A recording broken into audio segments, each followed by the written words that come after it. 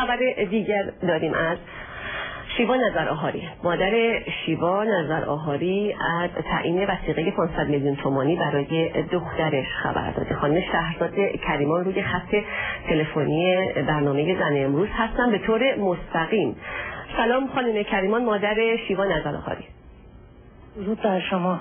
بله خانم کریمان، 500 میلیون تومان وثیقه، آیا دارید این وثیقه رو پرداخت بکنید تا دخترتون از زندان بیرون بیاد، آزاد بشه؟ ببینید، من شنبه که بعد از 80 روز که دخترم تو بازداشت بود، شنبه دادستانی انقلاب مراجعه کردم، خبر از وثیقه 500 میلیون تومانی دادم که در توان من و خانواده‌ام همچین وثیقه‌ای نیست، نمیتونم به هیچ عنوان. اونجا به قاضی صبحانی هم گفتم من نمیتونم یه همچین وثیقه‌ای رو ردیف کنم. به من گفتم پس بذار بچه توی زندان بمونه. بله، دختر شما در زندان هستش.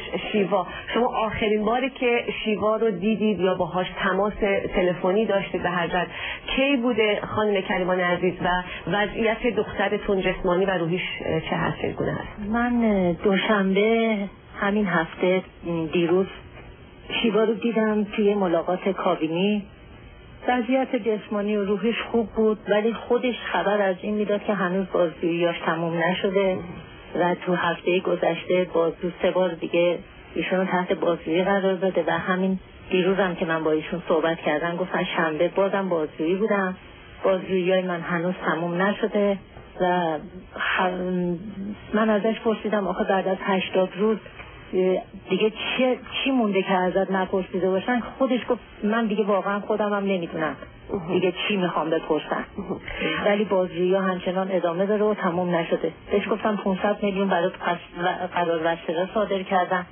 گفت من اگه بازجو رو ببینم، یعنی اگر بیاد اینجا، بهش میگم که ما نمیتونیم قرار وثیقه 500 میلیونی رو جور کنیم و من مجبورم که توی زندان بمونم تا هر وقتی که قرار وثیقه کم بشه یا کمتر بشه یا از بین بره. نمیدونم واقعا موندیم که با این 500 میلیون تا اونجایی که من اطلاع دارم برای آقای پالیزدار و شهرام جزایری هم یه همچین قرار وثیقه سنگین صادر نکردن که برای یه فعال حقوق بشری 500 میلیون قرار وثیقه صادر کردن و تا الان در این بازداشت‌های اخیر این 500 میلیون بی سابقه است.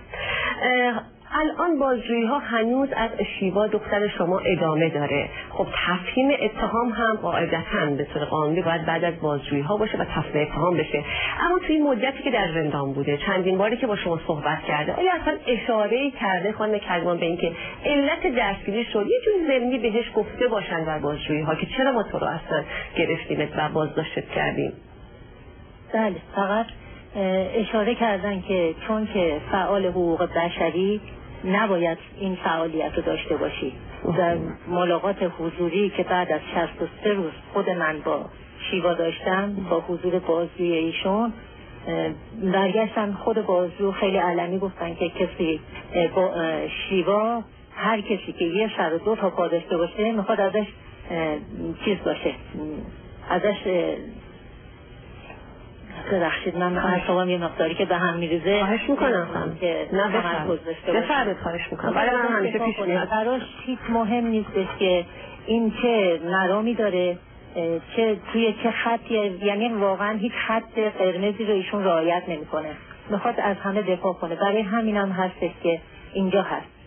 دیروزم که من شیوا رو دیدم به من گفتش که بازجو گفته که هنوزم فکر نمی کنم که اون خطایی که تو داشتی کنار بذاری و فکر می کنم که بری بیرون دوباره میخوای ادامه بدی. برای همینم فکر می کنم که این قرار 500 میلیونی یه سنگ بزرگ باشه به خاطری که شیوا اونجا بمونه. خانم کریمان، در پایان این گفتگو من از شما یه سوال دیگه هم دارم، اونم این هست که آیا شیوا وکیل داره یا نه؟ اگر داره که خب این توضیح بدین، اگر نداره آیا تا حالا عنوان کردین که مثلا ما وکیلی میخوایم براش بگیریم؟ نه، شیوا اولی که رفت زندان خانم شادی صدر وکالتشون رو به عهده داشتن که با مشکلاتی که برای خود خانم صدر که همه در جریانن که پیش اومد، ایشون وکالتش رو به ما برگردوندن و ما آقای شریف قبول زحمت فرمودن و وکالت رو به عهده گرفتن. وکیل ایشون خیلی که جا داره که اینجا از طریق این برنامه من از ایشون و همکارانشون خانم افروز مغزی تشکر بکنم. خیلی تو این 1 ماه پیگیر کار شیوا بودن، با وجودی که شما در جریان هستین که این وکلا هیچ حق الوکاله‌ای از موکلینشون دریافت نمی‌کنن. جای تشکر زیاد داره که آقای شریف واقعا سنگ تمام گذاشتن، نه برای شیوا بلکه برای تمام موکلشون که من تا اونجایی که اطلاع دارم بیش از فکر میکنم در 20 بار تا حالا دادگاه انقلاب رفتم برای شیوا و روز همین شنبه که من بودم دوباره 2 روز بعد خود آقای شریف مجددا رفتم پیش قاضی صبحانی و با ایشون صحبت کردن از روی قرار وثیقه. قاضی صبحانی گفتن که باید شما صبر کنید گزارش نهایی باز روی ایشون بیاد روی پرونده که من بتونم روی قرار وثیقه یه تجدید نظری بکنم.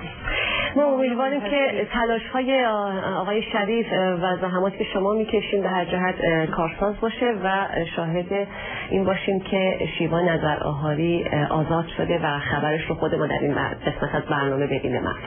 خیلی ممنونم از زحمت‌های شما، اینکه زحمت میکشین به هر حال تماس میگیرین، حرفای ما رو انعکاس میدین. خیلی ممنون از شما و تمام همکارانتون در گروه زفت. خواهش می‌کنم.